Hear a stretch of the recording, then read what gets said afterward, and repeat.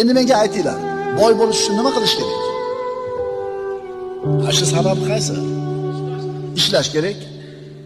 Ishlash kerak, ishlash kerak. Hammalar boymisizlar? Hammalar ishlayapsizlar. Hammalar boymisizlar? Yo'q. Yema, ichma, bo'l baxil. Boy bo'lmasang men kafil. Bekallarni 5 tasini aytibsiz.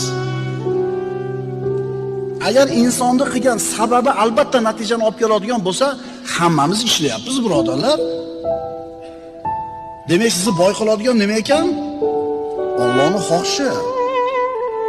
Endi uni bilmaysizlar siz.